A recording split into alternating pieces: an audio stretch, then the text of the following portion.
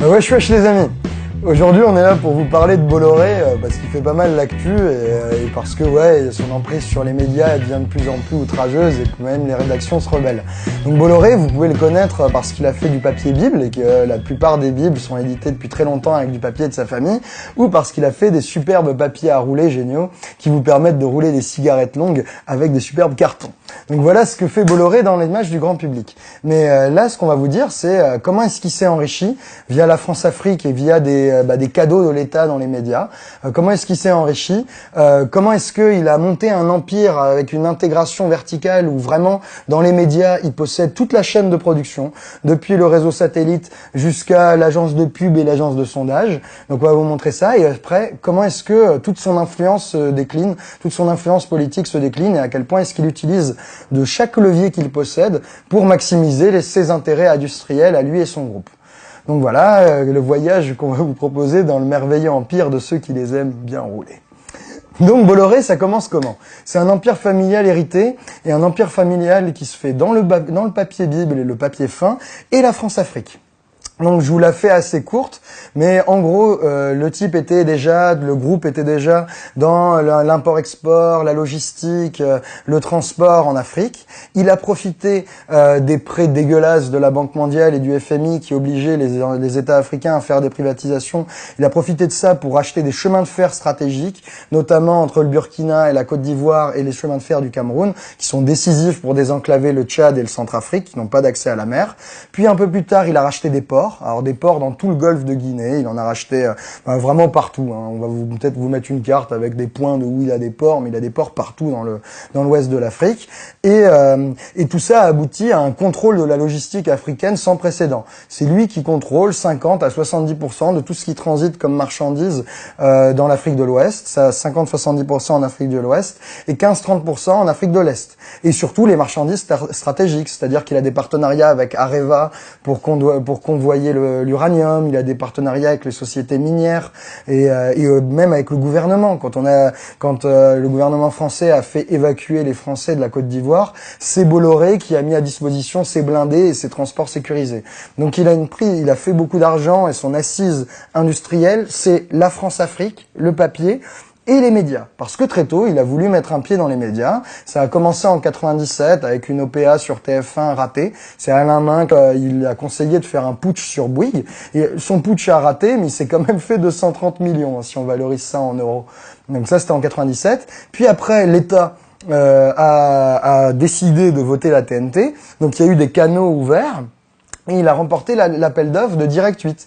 Il avait jamais fait de télé, mais il a promis d'envoyer 30 millions par an. Et l'État lui a dit, tiens, cadeau, une chaîne de télé. Alors, Bolloré était content.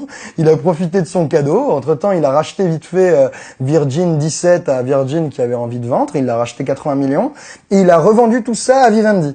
Mais il a revendu tout ça à Vivendi en se faisant payer en actions de Vivendi. Et à un moment où les actions étaient très basses. Donc du coup, il a obtenu énormément d'actions de Vivendi. Il se fait aussi énormément de flouze. Mais avec toute cette énorme quantité d'actions de Vivendi, ça c'était en 2011, ce rachat de tout ça par Vivendi, il a pu prendre le contrôle de Vivendi. Il est devenu président du conseil de surveillance en 2014. Et donc, s'il contrôlait Vivendi, il contrôlait Canal+. Une fois qu'il contrôlait Canal+, là, vous allez voir, accrochez-vous, ça fait une intégration verticale. Le type contrôle tout, mais tout, ce qui peut se passer dans la télé. Il contrôle les réseaux satellitaires. Donc pour vous, CanalSat, c'est du foot et du cinéma en France, mais en Afrique, c'est un des réseaux satellites principaux et une des chaînes de télé principales. Donc connecté, la France-Afrique, il contrôle la télé en Afrique, c'est génial pour lui. Il contrôle les réseaux. Il contrôle le matériel de télévision. Il a le leader européen de car régie, de fourniture de caméras, etc. Donc il contrôle même le matos pour faire la télé. Il contrôle des chaînes de télé. Donc il peut décider quel programme est diffusé ou pas sur Canal, Direct 8, D17 et iTélé.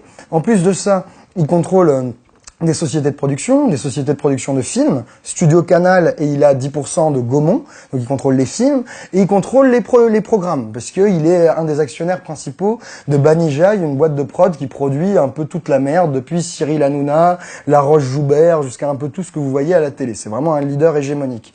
En plus, il contrôle une boîte de pub, Havas. Avant, c'était EuroSG qui contrôlait, mais maintenant c'est encore plus gros, c'est Havas. Et donc, une agence de pub, ça lui permet de, via Stéphane Fuchs, d'aider des politiques à faire leur campagne. Donc du coup, c'est génial, hein. Il a par exemple gracieusement fait la campagne de je sais plus quel du dirigeant de Guinée-Conakry.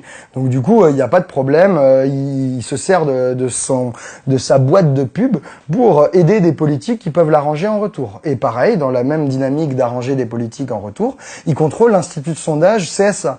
Et comme je vous l'ai dit dans la vidéo sur les médias, hein, qui contrôle les sondages est un peu le faiseur de roi, le grand oracle qui va décider de qui recevra l'onction du peuple et de qui va gagner la course des politiques. Donc du coup, il a une concentration verticale depuis les satellites jusqu'au sondage qui lui permet de maîtriser toute la chaîne de production d'influence. C'est vraiment un capitaine d'industrie, le type.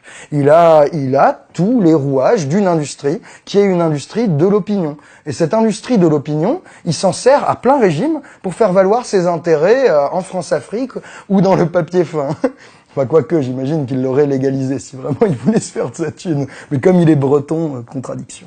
Et donc le mec se sert de tout son empire médiatique pour ses fins industrielles. Et c'est dramatique, hein. Le type a utilisé énormément de canaux. Il a, par exemple, pour obtenir une concession qu'il n'a pas réussi à obtenir du port de Dakar en 2007, il a fait envoyer Madelin, Léotard, donc ça c'est des has-been de politique de droite, donc on peut s'en foutre, mais surtout son pote Lagardère. Donc vraiment, entre milliardaires, c'est une bonne famille, hein. On peut, si on a des objectifs industriels qui valent le coup, appeler le copain qui a autant de millions que soi pour faire sa pub. Donc il a par exemple fait ça, il s'est servi sur de Direct Matin et de Direct Soir, mais vraiment comme des plaquettes de pub. Il a fait la pub de Abdoulaye Wade, qui était le président sénégalais de l'époque. Il a dit c'est un grand d'Afrique, regardez comme c'est magnifique, il lutte contre les droits de l'homme, machin, machin.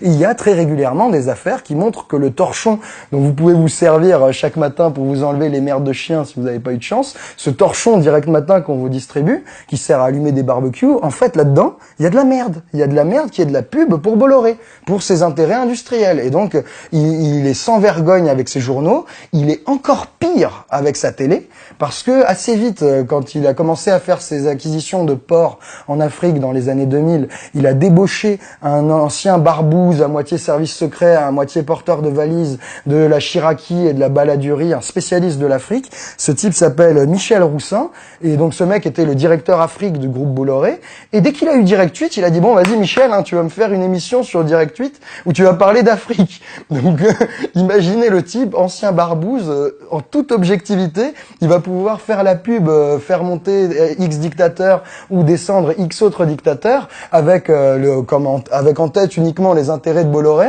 et on pourra mettre vu à la télé, chat perché, c'est la télé qui le dit. Donc vous voyez, le type n'a pas honte, il n'hésite pas à utiliser la télé comme moyen d'influence. Et quand la télé suffit pas, il n'hésite pas à utiliser la télé comme moyen d'influence, et il le prouve au jour le jour. Là, vous devez voir les actus avec Canal+. Il a commencé par censurer un docu sur le Crédit Mut, partenaire historique de sa boîte, CF, la vidéo d'avant. Il a censuré un docu sur la guéguerre médiatique Hollande-Sarkozy. Il censure les revues de presse sur iTélé. Maintenant, Marianne n'apparaît plus quand ils font des lunes qui lui plaisent pas. Donc le type, il utilise les médias à fond pour ses objectifs industriels. Et quand ça suffit pas, il donne directement de la thune à des politiques. Par exemple, la fondation Bolloré, je sais pas exactement si ça s'appelle comme ça, mais ça passe par des fondations, a donné directement de la thune à des œuvres caritatives de grands politiques. Par exemple, Michel Rocard, il avait je sais pas quoi comme assaut de promotion de l'éducation de mon cul sur la commode en Afrique, et Michel Rocard a reçu de l'argent de Bolloré directement. Michel Rocard, ancien Premier ministre, hein, le type qui va faire des ménages aux universités d'été du MEDEF, mais un type très influent quand même. Il a donné de la thune à qui d'autre? Notre ami Kouchner. Kouchner, donc en plus d'être ancien ministre avec un énorme réseau dans les ONG et dans l'ONU, et aussi le mari de la patronne de France 24 qui contrôle l'information française internationale. Donc pareil, je sais pas quel assaut à la con de Kouchner a reçu de l'argent directement de Bolloré.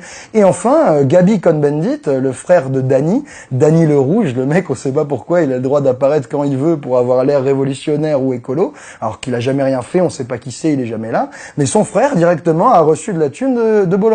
Donc vous voyez que la logique industrielle de l'empire Bolloré, une logique qui se comprend, hein. Le mec est très bon, c'est un excellent capitaine d'industrie, on peut pas faire mieux que tout contrôler dans son business. Donc il a raison de le faire, mais lui le fait pour la dynastie. C'est le 6e, il veut transmettre un truc stylé au 7e. Mais c'est ses intérêts à lui. Mais on comprend pas pourquoi ses intérêts industriels de capitaine d'industrie, d'ailleurs Shalom, hein, c'est bien fait, mais on comprend pas pourquoi est-ce que ses intérêts à lui vont nous polluer le cerveau. Pourquoi est-ce qu'il nous censure des documentaires? Pourquoi est-ce qu'il nous sert de la merde tous les matins en direct matin? Pourquoi est-ce qu'il paye directement nos hommes politiques? Ça, on sait pas. Donc on avait envie de parcourir avec vous toute la dimension de comment est-ce que Bolloré est un capitaine d'industrie qui nous nuit. Et donc voilà l'exemple de Bolloré, mais vous inquiétez pas, ça s'arrête pas là. Il y a deux Taverneau, président d'M6, donc M6 contrôlé par RTL, un énorme consortium allemand et hollandais de médias. Deux Taverneau, PDG d'M6, qui, exactement comme Bolloré, parle de censure économique. On va vous mettre l'extrait.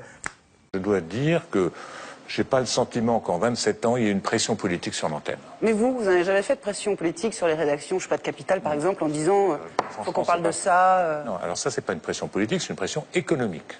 Moi, je ne peux pas supporter qu'on dise du mal de nos clients. Voilà. Donc ça, c'est... Alors souvent, il y a des discussions. Au moins, c'est clair. Ouais, au moins, c'est dit. Nous vivons de nos clients, et je leur dis, par exemple, je vais vous donner un exemple très concret. À un moment donné, il y avait une émission de Capital sur la téléphonie. Bon, nous sommes partie prenante puisque nous faisons M6 Mobile. Bien sûr. Très gros succès. Avec Orange. Je leur ai expliqué, si on fait une émission sur la téléphonie, forcément, on va dire, si elle est bonne pour Orange, on dira, bah ouais, on comprend. Si elle est mauvaise pour Orange, on va se fâcher avec notre client. Donc, il n'y a pas de bonnes émissions. C'est comme, on peut pas faire une émission facile pour nous, qui sommes propriétaires de Bordeaux, sur Marseille. Voilà, c'est tout. Donc il y a des choses qu'il faut éviter. Du coup, il faut le savoir, quand on est journaliste et qu'on est sur le groupe, dans votre groupe, voilà, il y a des choses qui sont plus compliquées à traiter que d'autres. Il y a des choses qui sont beaucoup plus compliquées à traiter d'autres. Moi, je le dis avec beaucoup de clarté, et je pense qu'on a une très grande liberté pour traiter beaucoup d'autres choses. On n'est pas obligé... Je veux dire, la téléphonie, c'est pas un thème unique. Vous voyez, on peut traiter énormément de problèmes qui ne sont pas la téléphonie, et il y a d'autres médias qui pourront le traiter encore mieux que nous. Donc vous voyez que censurer les médias au motif d'objectifs industriels, c'est commun. Et c'est commun de tous les milliardaires, de toute la grande famille dont on vous a parlé dans la vidéo d'avant. Donc voilà, à travers l'exemple de Bolloré, une illustration de à quel point c'est rationnel pour les milliardaires de contrôler notre information. Et donc, c'est le sous-titre et c'est la fin, à quel point est-ce que c'est nuisible pour nous. Donc on peut continuer à fumer son papier, mais ce serait bien d'éteindre sa télé, hein, parce que ça pollue à la fin. Merci les amis. OCB, c'est bon, roule un choco junkie, pas de boulettes sur mon costla, sur mon croco funky. C'est Booba, hein, c'est pas moi.